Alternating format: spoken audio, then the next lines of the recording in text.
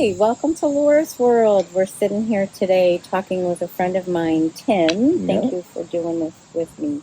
Thank you for asking. I say he's my friend because he's been my friend on Facebook for years. But we've never gotten a chance to meet. Yeah. And so we form a little bit of relationship there, as all AA people do. Yeah, Facebook's cool. And it's great. And we've been keeping in touch and commenting on each other's posts. And so when I asked you if you'd like to do it, and you said yes, I was really excited about it. So thank you, thank you so much. Thank you for asking me, because it is important. I truly believe that, when we share our stories, that if somebody can get just a little bit of, yes, I felt that way, or that happened to me too, or our stories are all different, but we're connected in a way that the feelings are all the same. The feelings are there, and that's what it's about. We have different stories, but the root of it is all the same. How people feel, right? Yep, absolutely. And I too, I think that by doing this, it's like service work, because whatever, it's my story, but when people can relate to it or whatever, it helps. I mean, that's how I got involved in AA, just by listening to people in meetings and all their shares, and that's how I learned. I learned everything in AA through people speaking.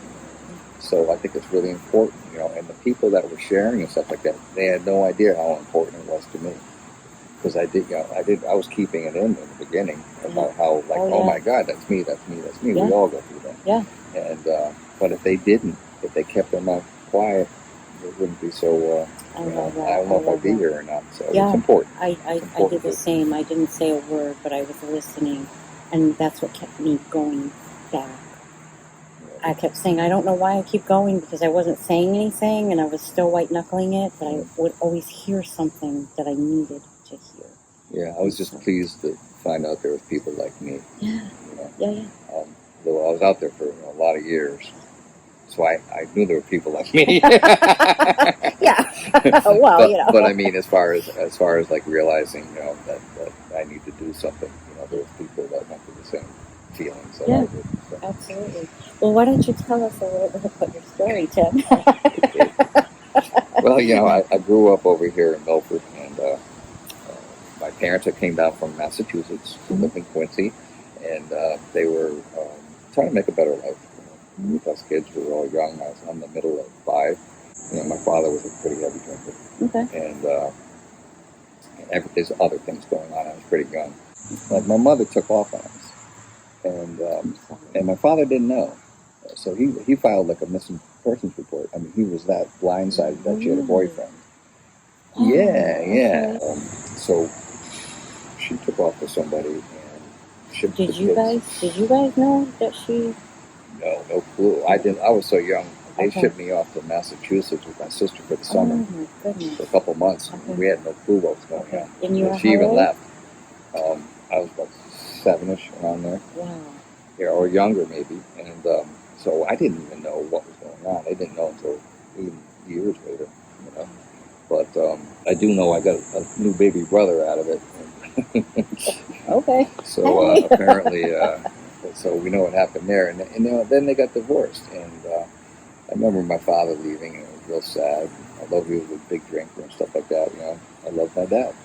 Growing up was a little odd first without a father, without that parent. I'm not involved in any sports, and I never got taught that kind of stuff. Although her boyfriend moved in with us, the father of my youngest brother. Okay. But he was not a very nice person. There was stolen goods. It was just a mess. But he's it was set up the basement as selling used mink coats, and I mean it was terrible. But I'm seeing all this stuff, and I'm thinking all this stuff is cool, and everything else is cool about this guy because it's my only. And my mother, really didn't participate at the time. She just, was more interested in him, I guess, and so she really wasn't around. I just kind of went as I pleased. How old? All the way from 10, 11, 12, growing up. I mean, I started smoking pot when I was 13 or 14. A couple of beers in the woods. How close are you to your siblings? My oldest brother, he's 7 or 8 years older. Okay. Then I have a sister in between that. Okay. Then I have a younger sister. Okay. So you guys were kind of like spread we're apart. Like about 3 or 4 years apart. Okay. 7. All right. So you were really left to your own devices. Yeah, without a doubt. Okay. And where was I? You were smoking pot and oh having a yeah, couple we're of smoking beers. bars. I started early, you know. Did you like it? Did you like the feeling? I asked everybody. That first beer. Yeah. That warm fuzz. I knew I was going to return to it. I knew I was going You're back like, to that. yeah. I loved it. Okay. And don't forget, like, I idolized my father no matter what. Okay. And he was a drinker, and I'm Irish, so like I wanted to be that. I wanted to be that, you know. But you know, like I really got into the alcohol thing right away, and I'm an organizer and whatnot. So I would organize like Christmas parties and class trips, and I would get the Boone's Farm. It was like 7th grade. I'd get like all the Boone's Farm. Everyone would chip in. Oh God. I would bring it into the boys' locker room, and I had everyone empty out their soda cans. Yep. And I'd fill them all up, and we'd be drinking right in front of the nuns. On Why the not? bus. Yeah, I mean, it was crazy. I mean, The organizer. they never got caught. Never got caught. The organizer. Yeah. Well, you know, I thought that stuff was real cool, and some of as I grew up and got into high school and stuff like that, there was a group of people I hung out with. But as soon as I started work, I worked in a restaurant right off the bat, you know, and I entered a different world of partying. And so my friends were still partying like they were in high school on weekends. Mm. I was opened up to a world of 7 days a week. And so this is probably the big turn in my life. So regret it, but this is where I kind of left my friends, that source, that foundation of friends that meant so much to me, and I just left them in the dust and went with these other new friends because I found something that were in some way where I could be accepted. And you didn't have to hide it. Nope, and it was like all cool. So I moved out in my senior year in high school. I moved out of the house to get away from this guy, and my mother didn't care either way anyway. Mm-hmm. And I moved out with a couple of buddies. We moved in Whaley Avenue in New Haven, and I'm working. I'm already assistant manager, so I'm pretty self-supportive. Mm-hmm. And actually, I'm selling stuff. I'm selling pot and whatnot because I use the old excuse, and I'll get mine for free, and that didn't last too long. But so it started. That was just pot, and this is you're talking like late 70s and early 80s. Mm-hmm. So there's all kinds of stuff around. And as things goes on, and a big downfall was probably when Coke came around, all the dry goods, and I got heavily involved in that stuff. In like the years right after high school, it was very doubtful that I was going to go to college. No one really talked about it. Yeah. Then last minute, for some reason, my mother said, "Well, I thought you wanted to go to culinary school." I said, "I did, but no one said anything." So she gets on the phone, calls my father, and nails him. So I end up going to culinary school in Hyde Park. For the first year, but I went, and I ended up coming home almost every weekend. I just couldn't separate myself from that connection back home with the guys and partying. And I didn't want to meet new people and this and that. Yeah. I was more about the party, and I wasn't even paying attention in class. And I never finished. What I intended. And when I got back, I just kept working. I got more and more involved in the party, and that was I thought I was on top of the world, and I'm going through, meanwhile, whatever I learned at home, I didn't really learn how to value people or things or anything. I just was even relationships. I was going through a lot of girlfriends because if it got too close for comfort, I would I'd bail.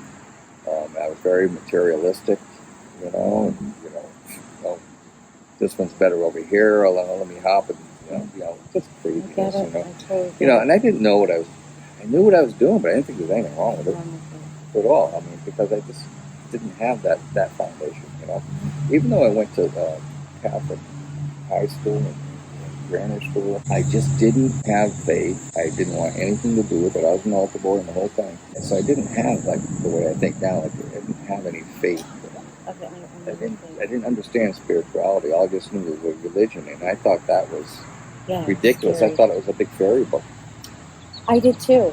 I did too. I thought it was, and I said, because I took everything so literally. I believed in. I was told there was a Santa Claus and an Easter Bunny and a Tooth Fairy. Right. And God. And God. They And all fit all the same of them, thing. yeah, it was like you never saw them, but they were there. And so I really, truly believe that one day my mother was going to say, "And oh, by the way, your father's God as well." Yeah. You know, I honestly, I thought it was a fairy tale myself. Yeah. So I didn't have faith in anything. Yeah. Absolutely nothing. And I just didn't care. I lived that way. I just looked to the moment. I didn't save money. I didn't do anything for the future. I just lived by the day, and I thought that I was right. I just thought that was right, and I got into trouble. I mean, I went through some hellish times. I smashed my Mustang. I smashed that, and I should have been dead in that one. Were you drunk? Oh, drunk. Yeah. It was like I read it was 3.8. It was craziness. I mean, and you did it all the time. Yeah, but it was a mix of those. But I survived it, and I didn't think anything of it. It didn't stop me, that's for sure. It didn't slow me down. I had to go to court. I had known somebody, judge, I got off. They weren't doing me any favors. No, but I thought that they would. Yeah. But no consequences. And so things like that. And like I said, I was my relationships were just crazy, so unstable. All I cared about was what was my next party. Yep.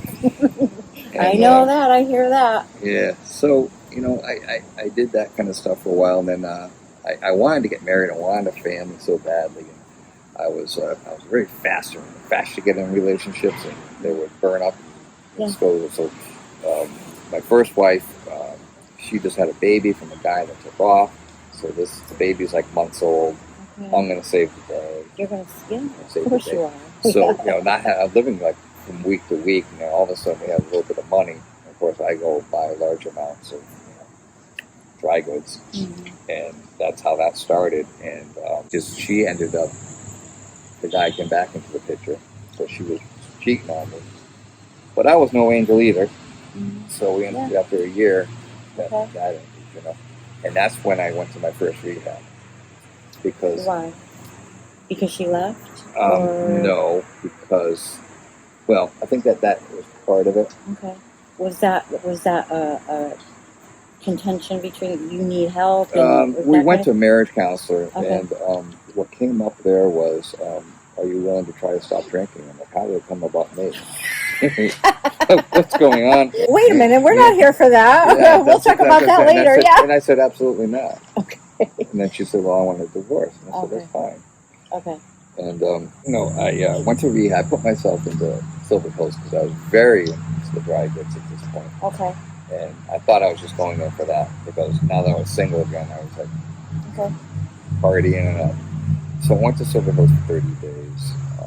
Came back, they told me the restaurant business was just crazy in the 80s, Yes, it was. And they said, don't go back there. I was working at Captain's Galley.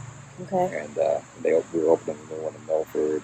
So I called. I tried to quit. And he said, I've been working your shifts for you. And he kind of bullied me back into it. And I was a sucker anyway. Mm-hmm. And, the money was there. And so I got out of there. And I started to go to a couple meetings. I wasn't into it. And I wasn't listening or anything else. And here I am. I'm single. And I don't want to be single. I don't want to be. Don't want to be single. And I only know how to talk to girls and women when I have a buzz on, Yeah. So 4 months in, one night at Captain's Galley, I said, pour me a drink. And a buddy of mine said, no, I ain't doing it. I'll pour my own. And off and running I was. Yeah. And I met someone first, rushing into another relationship. Except this time she got pregnant and had my first son in 1990. And then I had a daughter a year and 6 months. And, it wasn't what I thought it was going to be. Although the best thing was my kids. Of course. There's But always we a were going reason on for for a couple of years, and then we packed up the kids and we moved to Florida. My sister had already been down there, and we landed there. We tried to set up shop. I got a job and everything else, and it was not working out. So she moved the kids back up north, and they were still young. And I thought that was a great idea because she had family up there to help her and blah, blah, blah. I was missing them dearly, though, and I had a couple of breakdowns on it there. But I also entered a different world of partying down there. But when my kids started kindergarten, I decided I got to move up and just get them through school. So I moved back up, and it was a good opportunity to clean up my act and whatnot. But I moved back up, and I didn't change my behavior. Just looked up my old folks, old buddies, and stuff like that. And but I was, at least I saw the kids more on a more regular basis. But my priority was always drinking and partying, always. And even putting it in front of my kids, I'm driving, the deal, driving with them. I got beer between my legs. I did that for a while, and I was just running out of steam. I was just running out of wondering what's going on, why I have nothing, why I feel like nothing, why my life is absolutely nowhere, and I'm really reaching the end here. So I decided I didn't think of going back to AA, but I did say I need to stop drinking. So I did. I stopped on my own for, I think, a few months, maybe closer to a half a year. And then I did. I got myself together. I got a better job. You're like, oh, this is cool, yeah.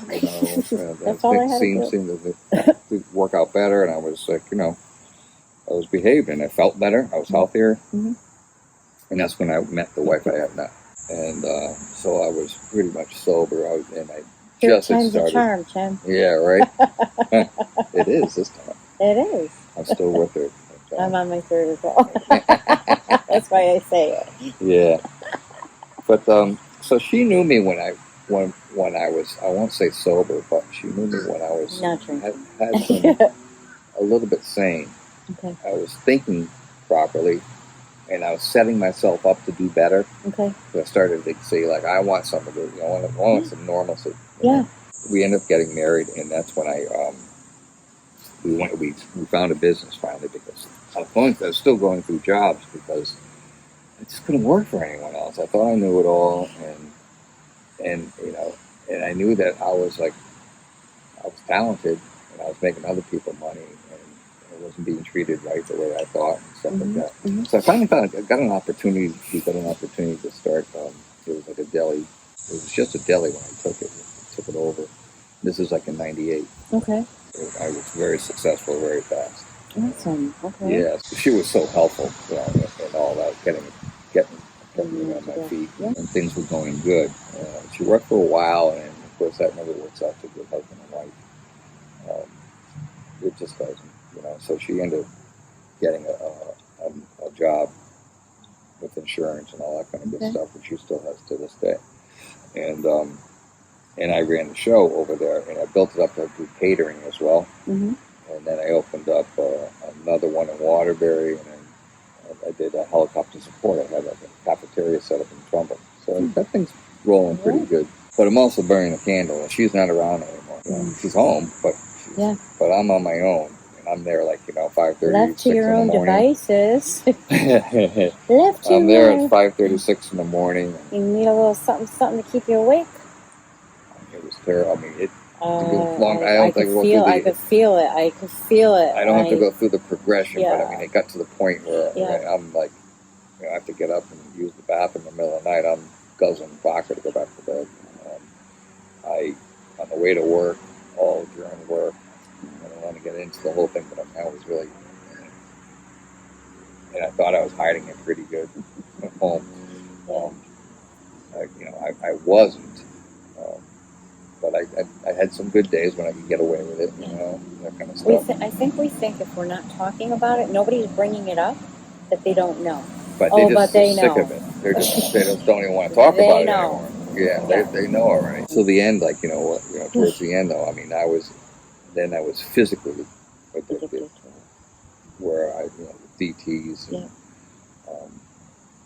I would go through. Oh my God, I just couldn't stand to go through it because I'm taking doing the oxy thing too, and mixing them, and it was not pretty.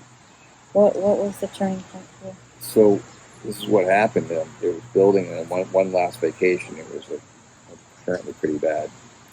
And you say apparently you weren't. Well, I didn't think so, but apparently I was. And but then I don't know, I was so into design. So, and so when I got home, within a day or so, she wrote me a letter. And the letter said, I don't know what's going on with you, but you are so lost. You're just so out of it that you need to do something. And this was like in spring. Okay. And she gave me plenty of time because she said, if things don't change by the first of the year, then I'm going to. And what year was this? This is 2014. Yeah. So my response to the letter was, good, let's start splitting stuff up now. I chose to drink and party. I'd be better off. What do you think that was? Was that the defense mechanism because you knew you couldn't stop and you just figured you'd be tough guy and say, screw you? I think that, I was, with all our trips to Key West and stuff like that, I was like ready to just live in Key West and just do what God meant and drink my blood. Oh, wow. Okay. So that was my first response. And she's like, that's not the response I thought I was going to get. And the next 3 days was just like turmoil. And this is where, I think God jumps in again. And divinely, I just changed my mind and said, I'm going to do it, And I did. I went down. And this time was different for me. I listened to what was going on. Thought I was an experienced rehab guy. I've got experience, and oh man. But the thing is, I was really afraid of is that my wife wouldn't accept me because I knew what it was going to take. It was going to take me being devoted to going to AA on a daily basis. Mm-hmm. And I was afraid that wasn't going to fly. She wasn't going to stay with me because of my commitment was going to be so deep that I'm afraid of going to lose her over that. And so I called her from rehab and said, I can do this, but I got to tell you, I'm going to be. I have to put sobriety first. I have to go. Yeah. I have to really do this, and I don't want to hear it. I can't be like half-assing it. And she's like, no, of course, no problem. I don't know why you think that. Well, because that's the way I think. That's the reservation. It's the reservation. That's the way I think. Yeah. Or that's maybe a way out for me. That is not a way to do out. it. Yeah, absolutely. Yeah. So then, damn now it, I got to do it. No. She said it's okay. Shit.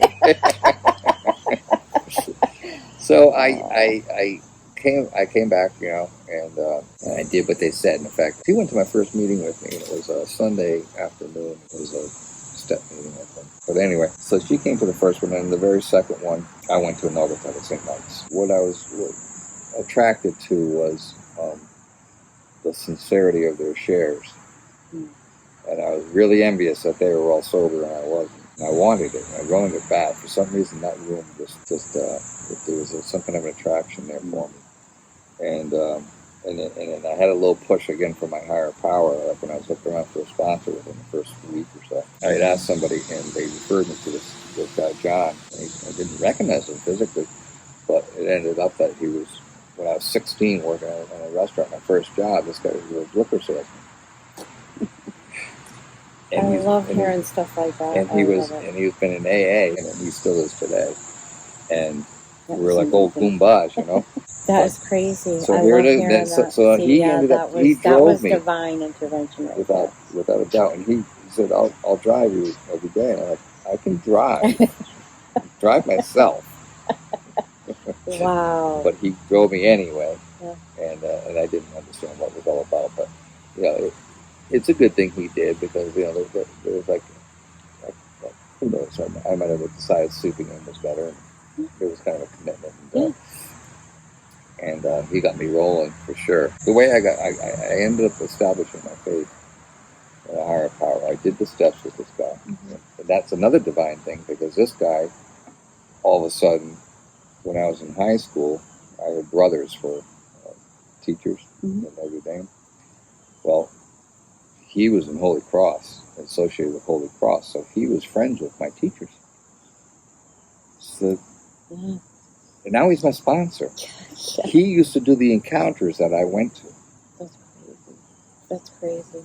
Yeah. So now I'm like. That's why when I say everything happens for a reason, you never know how your paths cross with somebody that. Crazy. And you think back on it, you know, it's crazy, but it's not coincidence anymore, you know? No. So this is the stuff, these are the things that made me believe. And I was really happy I didn't have to believe in religion. I just didn't want to, and I still to this day, I learned that I will never say never, but I am glad to be spiritually involved. Very, very spiritually involved, and I believe in my higher power of God. And I'm very spiritual, and I pray every day. And I learned how to do everything. I learned how to do everything through AA because I came in when I was 55, and I didn't know how to be a good son, father, boyfriend, husband, brother. I didn't know, and I learned everything in this program through everyone that was there, and all these meetings, you know, and I'm still learning. And I think that, you know, the fact that, you know, now that I'm in it, it's like I'm so much at peace right now. Because all that stuff that the reason why I drank is that, you know, that the love that I wanted at home for my mother, my father, brothers, that whole, I was pissed because I didn't have it. You know? But I got it here. This program gave that to me. Let me feel what it was like. Yeah. Pretty cool, isn't it? It can't.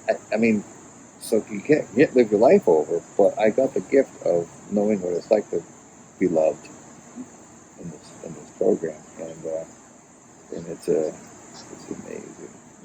I go every day because I want to. It's what I do. Yeah. It's what I do. I became after I was sober. I became physically. I hurt I had tarsal tunnel syndrome, and after a whole series of stuff, had the surgery, and I couldn't work. And I had neuropathy on top of it, and all of a sudden, things are going finally well in my life, and we're saving up for retirement and all this good stuff, and now I can't work. Yeah. And thank God I'm sober. Because I would have been on that pity pot like you wouldn't believe. Yeah. And plus, I wouldn't know what to do. Yeah. If I didn't have AA, I wouldn't know. I wouldn't logically. You know, I had my sponsor to talk to. I had all these people that everyone, and everyone just kind of put their arms around me. And, okay, let's figure this thing out. I think one of the biggest, is so many things I learned, but the biggest thing is acceptance. How to accept things. What they are. That is the biggest gift I think. It saved me because all those things I didn't accept, I fought. Choose a nail. It's crazy, I know. I know. We fight to hang on. We fight to let go. And then when you realize what you're holding on to, I'm like, what the hell am I doing that for? I know. Because it's the only thing we do know. You know, good or bad, you know, it's better, something to hang on to. It's the devil you know as opposed to the devil you don't know. So even when it's really bad, you'd rather stick with it because that's what you know. It's so different. It's great though, isn't it? Oh my God. I've never been Oh my God, I love this. I love this. This is so awesome. I'm so glad to hear that. So glad that I got to know you a little bit better. So it's really great to get to finally meet you in person. Yeah, it is good. This is wonderful. Thank you so much for doing this. You've got a great story. Cool. It's going to touch somebody, I know it. It did for me. Okay, thanks. Thank you.